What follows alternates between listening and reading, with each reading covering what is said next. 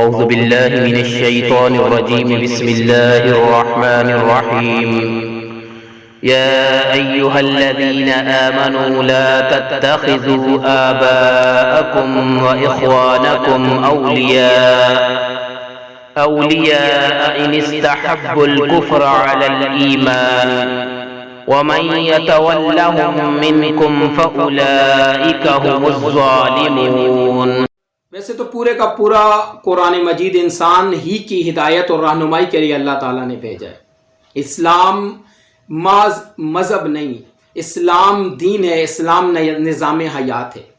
اور قرآن کی ایک ایک آیت ہماری زندگی کی رہنمائی کرتی ہے۔ تو یہاں پر بھی سورہ توبہ میں بھی اس آیت کریمہ میں اللہ رب العزت ہمیں انتہائی عام حکم دے رہے ہیں۔ اگر ہم اس آیت کریمہ پر غور کریں اور اب اس آیت کو سمجھ لیں تو ہماری زندگی کی ہدایت کے لیے یہ ایک آیت ہی کافی ہے۔ جو لوگ ایمان کا دعویٰ کرتے ہیں، جو لوگ اسلام کا دعویٰ کرتے ہیں، ان کو چاہیے کہ وہ مکمل اللہ کی اطاعت اور بندگی اختیار کریں،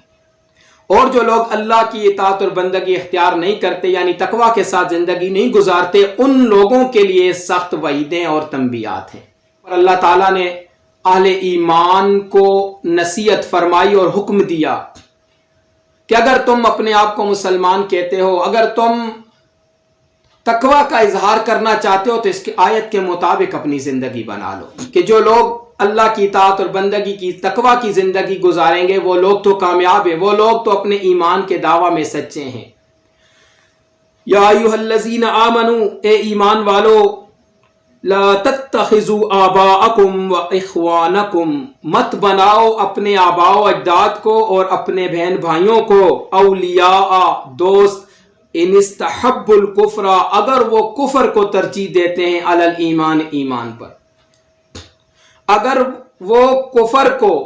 اللہ کی بغاوت اور سرکشی کے کام کرتے ہیں، حرام کام کرتے ہیں، ناجائز کام کرتے ہیں، ناشکری کے کام کرتے ہیں، اگر وہ کفر کو ترجیح دیتے ہیں تو ایسے لوگوں کو اپنا دوست نہ بناؤ، ایسے لوگوں کو ترجیح نہ دو، چاہے وہ تمہارے قریبی رشتے کیوں نہیں، چاہے وہ تمہارے بھائی بہنیں، تمہاری اولاد، تمہارے والدین کیوں نہیں، ان کو اللہ تعالیٰ اور اس کے رسول علیہ الصلوۃ والسلام کے حکموں پر ترجیح نہ دو اور بغاوت کرنے والوں کا ساتھ نہ دو۔ وَمَن يَتَوَلَّهُم مِّنكُمْ، اور جو بھی تم میں سے ان کو دوست بنائے گا، فَأُولَئِكَ هُمُ الظَّالِمُونَ، پس یہی لوگ ظالم ہیں، پس وہ لوگ ظالم ہیں کہ جو ان کو اللہ کے باغیوں اور سرکشوں کا ساتھ دیں گے، اللہ کے باغیوں کو اپنا دوست بنائیں گے۔ یعنی واضح طور پر اہل ایمان کو، اہل اسلام کو اللہ تعالیٰ نے یہ حکم جاری فرما دیا اور ساتھ وارننگ بھی دے دی کہ جو آدمی اللہ تعالیٰ کے اس حکم کی اطاعت نہیں کرے گا، اللہ کے منع کرنے کے باوجود ان کو ترجیح دے گا، تو ایسا آدمی ظالم ہے، ایسا آدمی فاسق ہے۔ مزید فرمایا، قُلْ إِنْ كَانَ آبَاؤُكُمْ، کل اے نبی علیہ الصلوۃ والسلام ان لوگوں سے کہہ دیجئے، ان کان آباؤکم، اگر تمہارے آباء و اجداد، و ابناؤکم، اور تمہاری اولادیں، و اخوانکم، اور تمہارے بہن بھائی، و ازواجکم، اور تمہاری بیویاں یا تمہارے خاون، و عشیرتکم، اور تمہارے خاندان، قوم، قبیلے، و اموال اقترفتموها، اور تمہارے وہ مال جو تم نے کمائے ہیں، و تجارت تخشون کسادہا، اور وہ تجارتیں کہ جن کے مان پڑ جانے کا تمہیں خطرہ ہو، جن کے نقصان کا تمہیں خطرہ ہو، ومساکن ترضونہا، اور وہ گھر جن میں تم رہتے ہو، تمہارے مکان، تمہاری کوٹھیاں، تمہارے بنگلے، احب الیکم من اللہ ورسولہ، احب الیکم، اگر یہ چیزیں تمہیں زیادہ محبوب ہیں، من اللہ، اللہ تعالیٰ سے، ورسولہ، اور اس کے رسول علیہ الصلوۃ والسلام سے، وجہاد فی سبیلہ، اور اس کے راستے میں جہاد کرنے سے، فتربصوا، پس انتظار کرو، حتی یاتی اللہ بامری، یہاں تک کہ اللہ تعالیٰ تمہارے معاملے میں بھی اپنا کوئی فیصلہ لے آئے، فیصلہ سنا دے۔ یعنی اللہ تعالیٰ تمہارے معاملے میں بھی فیصلہ اسی طرح کر دے، تمہیں بھی اسی طرح عذاب اور تکالیف میں مبتلا کرے کہ جس طرح ناشکروں کو کیا تھا، جس طرح کافروں کو اور اپنے بغاوت کرنے والوں کو کیا تھا۔ وہ لوگ جو ایمان نہیں لائے، اللہ کے دین کے لیے رکاوٹ بنے، اللہ کے دین کی مدد نہیں کی، جس طرح انہیں مختلف قسم کے عذابوں میں مبتلا کیا تھا، اسی طرح پھر اگر تمہیں اللہ اور اس کے رسول کے حکموں کے مقابلے میں دوسری چیزیں عزیز ہیں، ان کو تم ترجیح دیتے ہو، چاہے وہ تمہارے خاندان کیوں نہیں، چاہے تمہاری وہ پارٹیاں، تمہارے وہ لیڈر کیوں نہیں کہ جو اللہ اور اس کے رسول کے حکموں کے خلاف حکم دیتے ہیں، جو اس کے خلاف قوانین بناتے ہیں، اور جو اللہ اور اللہ کے رسول کے صراحتاً باغی ہیں، اور وہ لوگ جو دین اسلام کی مخالفت کرتے ہیں، جو دین اسلام کا مذاق اڑاتے ہیں، اسے ختم کرنے کے در پہ ہیں، جو امت مسلمہ پر ظلم ڈال رہے ہیں،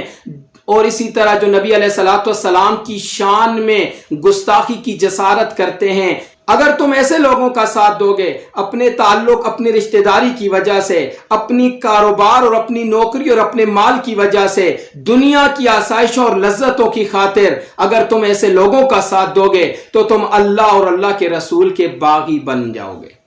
اس لیے اللہ تعالیٰ نے واضح طور پر فرما دیا، احب الیکم من اللہ، اگر یہ چیزیں تمہیں اللہ تعالیٰ سے زیادہ محبوب ہیں، ورسولہ اور اس کے رسول سے، وجہاد فی سبیلہ اور اس کے راستے میں غلبہ دین کی کوشش سے، فتربصوا پس انتظار کرو، حتی یاتی اللہ بامرہ، یہاں تک کہ اللہ تعالیٰ تمہارے معاملے میں بھی، تمہارے بارے میں بھی کوئی حکم صادر فرما دے، تمہارے بارے میں بھی کوئی فیصلہ فرما دے۔ آج امت مسلمہ پر عالم کفر ظلم ڈھا رہے ہیں، امت مسلمہ کے ساتھ جانوروں سے بھی بڑھ کر سلوک کیا جا رہا ہے، اور آج ہمارے حکمران ہیں کہ وہ انہی کے پیچھے پڑے ہیں، انہی کے ساتھ ان کے تعلقات ہیں، انہی کے ساتھ ان کی دوستیاں ہیں،